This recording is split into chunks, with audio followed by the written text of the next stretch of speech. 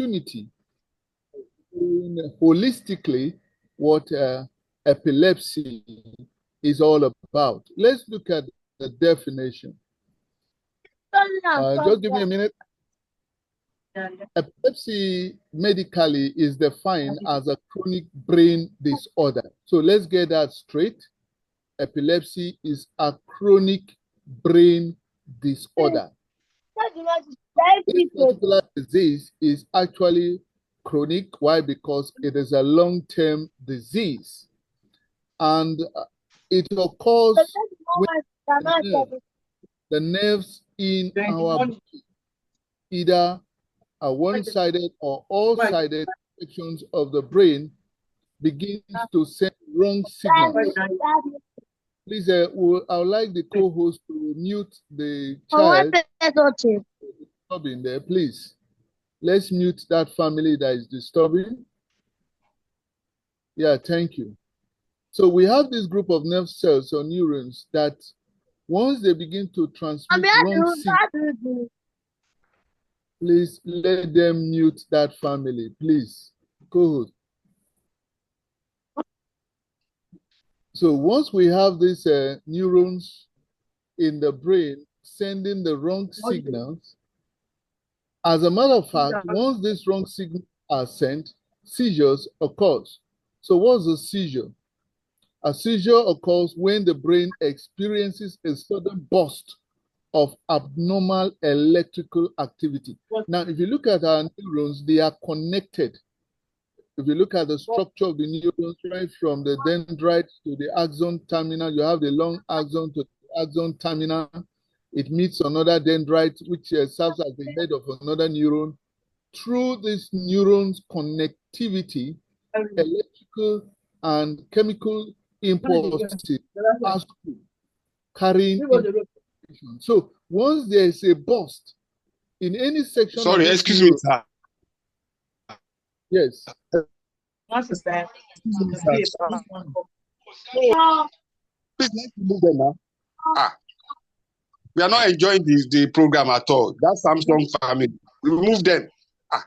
Please, that family should be disconnected. I don't know. Please, somebody should help me. One of the co-hosts should help disconnect that family. They are really disturbing today's class. So, can I continue? Please go ahead, sir. Yeah, thank you very much. So we were just talking about what can cause a burst leading to the issue of signals. Let's look at some of the medical conditions or injuries that can lead to a burst that can disrupt signals flowing through the brain neurons or brain nerve cells. Please, I want to take that again. If you look at your brain, there are connectivity, what transmits informations. And these informations are transmitted through electrical and chemical signals from one dendrite through the axon to the axon terminals to another dendrite. So you find out that once there's a disconnectivity as a result of a burst, it can lead to seizures. And this seizures is what we refer to as epilepsy. Now, what can lead to this burst? Let's look at some of the medical conditions that can bring about this burst in the brain. One, once there's a brain injury or a trauma, it can lead to a burst, especially once you have a strong hit to the head. If you look at the challenge Muhammad Ali is facing today, was because of the Parkinson's disease he is having today. It's as a result of the too many blows he received during his boxing career. There are so many boxers and so many kickboxers today that are dead as a result of so many traumas they got during their active days in sports, especially if those sports involved hitting to the head. So this particular type of trauma or brain injury can serve as a panacea for a seizure. Another one has to do with infections. We have brain infections like meningitis, encephalitis, and so many others like that that can cause seizures. Genetic conditions can equally be a predisposing factor in making seizure occur in a particular patient. And this genetic, that means the patient may have inherited some genetic mutations or genetic traits that can warrant electrical a burst within the neuronic flow. Then others can be metabolic imbalances like abnormal blood sugar, where especially in diabetes type 1, and so many other metabolic disorders. They serve as triggers to seizures. Then others are high fever. For some of us, we are very familiar when children convulse, especially at a high temperature, when these children run severe temperature, and it gets to a point where they begin to convulse. In the hospitals, especially in our local communities, you find some of these local women running to the hospital with a spoon under the tongue of a baby. Why? Because the baby has gone into a convulsion. Now, a lot of these parents do not know that when there is a high temperature that leads to this situation, there had been a burst, and it begins to affect this child throughout life. So once in a while, once there is a flow, and this flow begins to send wrong signal around the section of the burst, you now find this particular child who had been growing up falling intermittently or once in a while. Another condition that can be responsible for epilepsy is autoimmune disorders. Diabetes type 1, just like I mentioned earlier, multiple sclerosis, lupus, rheumatoid arthritis, as well as inflammatory bowel diseases. All these are conditions that can trigger it. So there's always a need. That's why we come to you every week to enlighten the populace about how they need to take note of some of these conditions for you to be aware, because the lecture helps you to help others. It's not just for you and your family alone.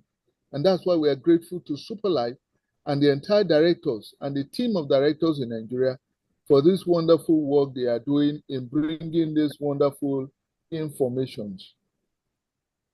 Now, let's go a step further. How common is epilepsy? How common is this disease? As a matter of fact, let's look at the United States. Then before we come down to Nigeria, let's use United States of America as one of the global examples. In the United States alone, about 3.4 million people have epilepsy, according to WHO. So it's not a disease that is synonymous with our African continent alone. So we, the blacks, should not be telling ourselves that epilepsy is not found in European countries. Of course, you can find the disease there. So a 3.4 million people in the United States with this kind of disease is really alarming for a country that has a lot of health advantage. Please, that man should keep quiet, please.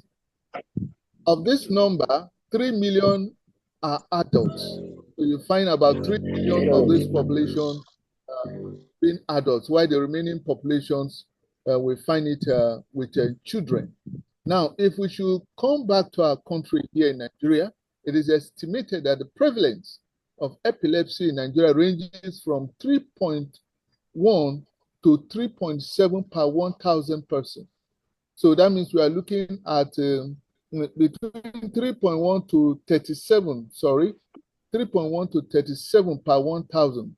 So we have an average of 3 to 37 per 1,000 people. And it varies from state to state. Now, let's look at the variance from state to state. Let's look at Gwandu in Kebbi State, for instance. They have an epilepsy prevalence of an estimated prevalence of between 14 to 20 persons per 1,000. Out of every 1,000, you'll find between 14 to 20 people that have epilepsy in Kebbi State. Now, if you come to Akwa Ibom State, Afikpo, for instance, Afipo is in that should be in Abia, if I'm not. Afipo should be in Abia, if I'm not mistaken. Ebonyi State. Ebonyi Ebonyi. State. Ebonyi. Afipo in Ebonyi State. yes, Ebonyi. Yeah, that's good. Afipo in Ebonyi, you find out that between 4 to 7 persons per 1,000 have the disease. Then if we look at Ijebu Jesha in Osun State, you now have between 3 to 5 persons per 1,000. So you find out that from state to state, this prevalence varies. The prevalence varies a lot. So there is really need for us to understand that the disease is with us. Now, there's a question we really need to ask. What happens in your brain when you have epilepsy? What happens in the brain of the patient once he or she has epilepsy? Now, as a matter of fact, just like I informed you at my opening, I said there's this connectivity in the brain where neurons connect to one another from the dendrite via the axon to the axon terminals to another dendrite. Now, you find out that these dendritic connections are found all over your brain. So once these electrical or chemical messages are at any point, as a result of any of those diseases that were mentioned earlier, it can lead to a burst. And once there is a burst, it leads to a seizure. So that is exactly what happens, that you now see the patient exhibiting those seizures that you see. So today's class is really going to afford us the opportunity of knowing the different types. Now, let's look at the different types of epilepsy, the different types of seizures. Now, medically, we classify them based on one, where they start in the brain, two, the level of awareness of the patient during the seizure, and three, presence or absence of muscle movement. So these are the three ways we determine the type. I will take it again. The section or where the seizure starts from the brain, that's number one. Number two, the level of awareness of the patient during the seizure. And number three, the presence or absence of muscle movement on the part of the patient. Now, let's look at the different types. Basically, epilepsy is divided into two major types. Their seizures is divided into two major types. Number one, we have what we call the focal onset seizures. Focal onset seizures. So let's look at the different types of focal onset seizures. Number one, we have the focal onset aware seizure. Please, those who are listening to me, just be patient, just follow my drift. If you can write, though we have this lecture recorded, you can still go back to our YouTube platform and go through the lecture over and over again. So we have the focal onset seizure. What is a focal onset seizure or focal onset aware seizure? Let's look at it. What does it mean? In this case, the patient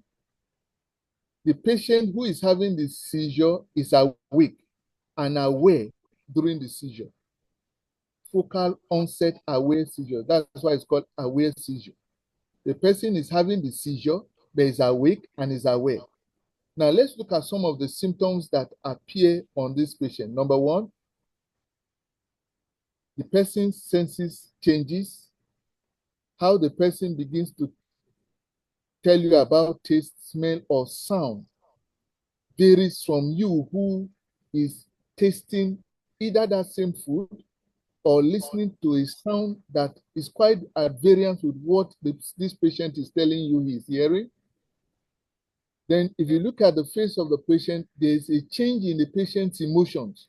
You can see from the patient that it appears the person is distant from you while the person is still with you. Now, if you observe clearly, you find out that the patient that is having this focal onset aware seizure is having an uncontrolled muscle jerking, usually in the arms or legs. The person is awake, the person is aware, the person can even feel that there's a jerking taking place in the arms or the legs or both. Then the patient informs you that he's seeing things like flashes of light, or he's feeling or she's feeling dizzy, or that the body is giving him some tingling sensation. Now, once this type of, the medical personnel are aware of this type and can tell when a patient is having this type of symptoms. So once these symptoms present in this format, the medical personnel are aware that they are looking at a focal onset aware seizure. Now, the second one is focal onset impaired awareness seizure. Focal onset impaired awareness seizure. What this means in essence is that this time there's a confusion in the part of the patient. You find with all of those symptoms that are enumerated in the last one, the additional symptoms you now see with respect to impaired awareness seizure is the patient looks confused and there's a loss of awareness or consciousness. So once these things are added, you find out that the patient equally shows signs of as if he or she is not even there with you. Even though you are conscious that he is there with you, he knows he's there, but he behaves as if he is not there. You find him or her staring into space. And you find the eyes blinking repeatedly. Then if you look at the lips of the patient is behaving as if he's licking something sweet, what medically they refer to as lip smacking. Lip smacking. You find the patient chewing his mouth as if eating something sweet. You know, when somebody is chewing something sweet, how the person intermittently brings out the tongue and twists the mouth. So that's a good sign. So once you see those earlier signs, in addition to these particular signs, then you know you are looking at focal onset impaired awareness seizure. Now we have the generalized seizure. Before I go into the generalized seizure, I want to quickly inform the listeners that the focal onset seizure takes place on just one section of the brain. It does not envelope the entire lobes, the two lobes. You find it taking place on one section of the brain. So that is how the medical personnel, upon exam, can determine that they are looking at a focal. The term focal is used. Why? Because it is regimented to just a section of the brain. But in the case of the second that we refer to as the generalized onset seizure, if you look at the diagram in front of you, you will observe that in the generalized seizure, both lobes of the brain are affected. That means the neurons that are found in both lobes of the brain are impacted by the seizure. That means there are bursts. There are bursts taking places in these two lobes of the brain, while in the first one, focal is just on one lobe of the brain. So I would just want you people to understand the basic differences between the focal and the generalized. Now, under generalized onset seizure, there are different types, 6 types that we will be looking at. Yet again, I said the generalized covers both lobes of the brain, the two sides of the brain. That's why the term generalized is used. So let's look at the first type of seizure. We call it the absence seizure. The absence seizure. Now, this seizure type causes a blank stare. One, the patient stares into space. So that means there's a brief loss of consciousness and awareness. Now, you now find the muzzle tinkling, the lips smacking, the patient still showing signs of chewing. But in the case of the body, you find out that the body is a little tense, a little tense. Why? The muscles are a little tense, not so severe. And this particular type only lasts for less than 10 seconds. It does not last for long. So the difference between this and the other one we talked about is it has to do with the muscles.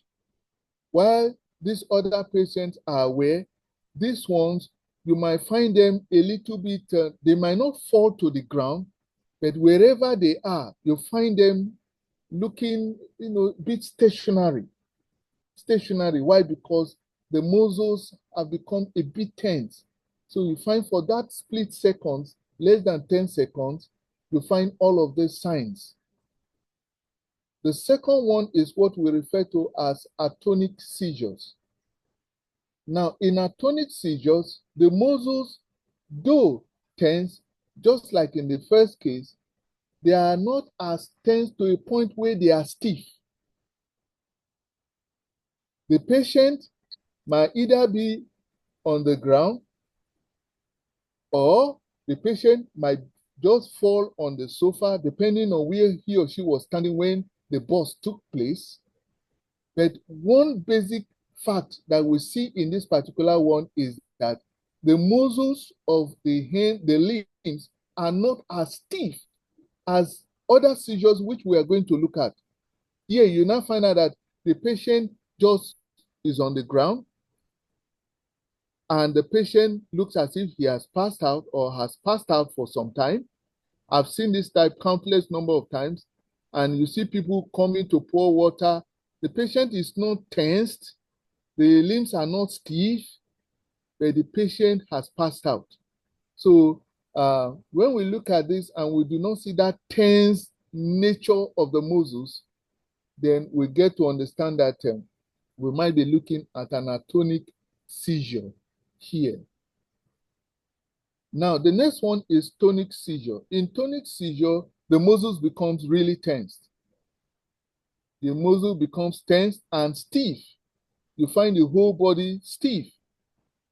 And you now find the patient looking stiff and hanging on for more than 15, going to 20 seconds. So in absence seizure is less than 10 seconds. In atonic seizures is less than 15 seconds.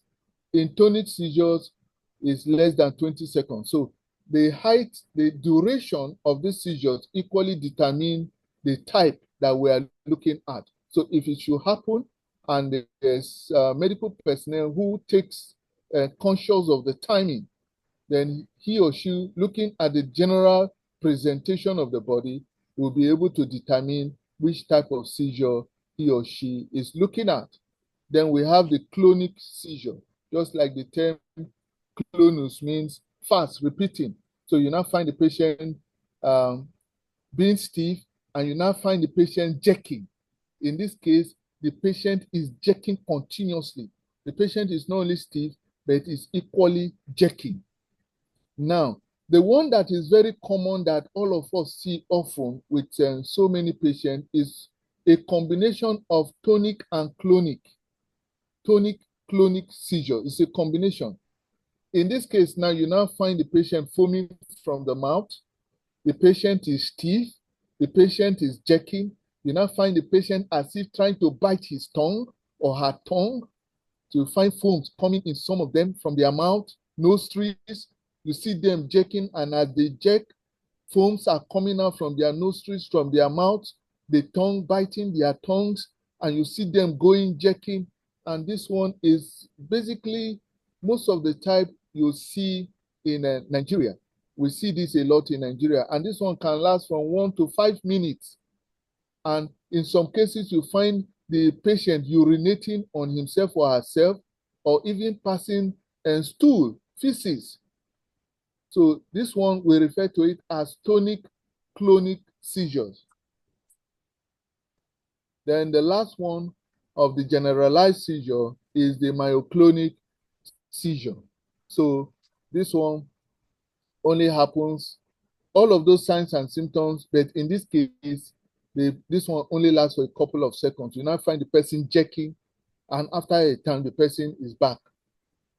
You find the person's teeth jerking, then after a while, he's back. So this one does not last for long. So we refer to this as a myoclonic seizure. Now, there's what we refer to as seizure triggers. What can trigger a seizure?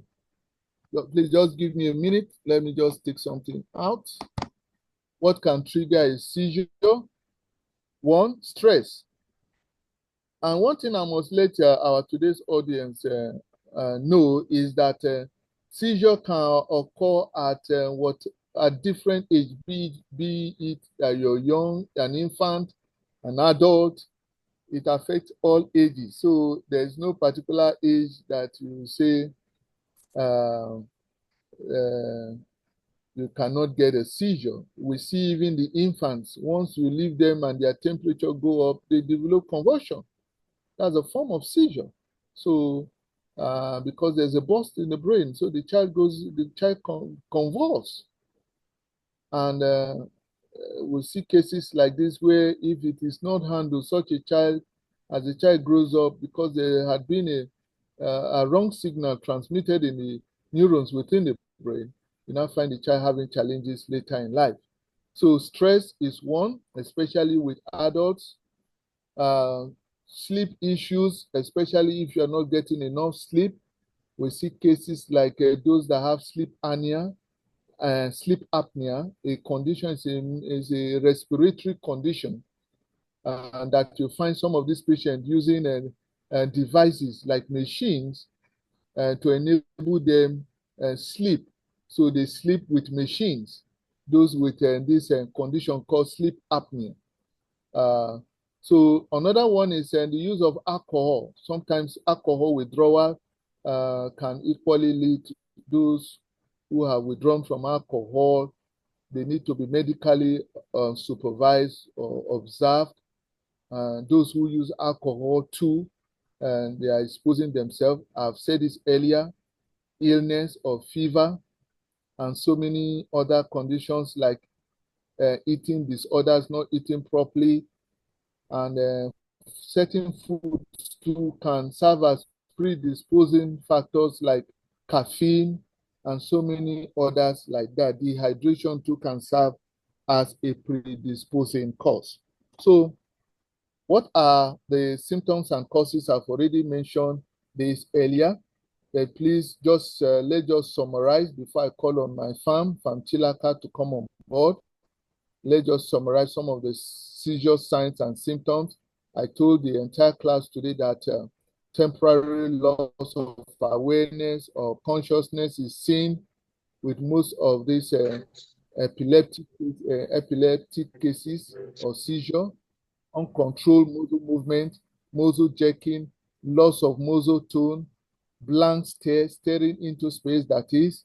These are some of the signs you see with these patients. Others include temporal confusion, thinking poorly because the person is not responding to you when you're talking to him or her, lip smacking, chewing of mouth, rubbing of hands and fingers, stiffness of the body, stiffness of the limbs. So these are some of the signs you see. Urinating while at that position of stiffness, sometimes defecating, then heartbeat, the heart rate beats faster. So these are some of the symptoms you see with seizures. There are lots of cases that we have seen, so I won't be going back to that. I'm sure we have really gained a lot from today's class. Some of you may want to ask me, I received a call that, Doc, you have not been adding our herbal therapy. I said, the reason why I've not been adding it is because everything I mentioned as far as herbal therapy in Nigeria is concerned They are all embedded or incorporated into our Super Life product. But notwithstanding today, let me just inform those who are listening that in the past, how were our forefathers handling this issue of epilepsy? Because back then, not that they never had it, they did have it, but then they knew what to do. They were familiar with plants like boni, the one we call stoolwood, jatropha coccus, the one we call pignut, and Eubodia levis, the one we call fertility plant. The Yorubas use it a lot, this fertility plant. So, and they are familiar with this plant. They have the local names in Igbo, in Yoruba, in Hausa, in Shekiri. They all have their different local names. But the beauty of it all is that all of these ingredients can be seen in our Super Life products as well. So how were they taking these herbs? Now, what they were doing back then is that they used the roots, not the leaf, the roots. So what they do is that they take the roots of these three plants that I've mentioned, they boil it, and every day they take 3 half glass. Even when they see a patient with it, this is what they give. And you now find the mood swing or mood changes. Rather than the person dropping to the ground and becoming stiff, the patient can just easily go sit in a corner and just go through that episode, because it's only for seconds and sometimes just few minutes. So thank you for listening. At this point, I want to invite Fanchila to help me continue with the next stage. And after that, our coach, Sam, coming on. Hello, Fam.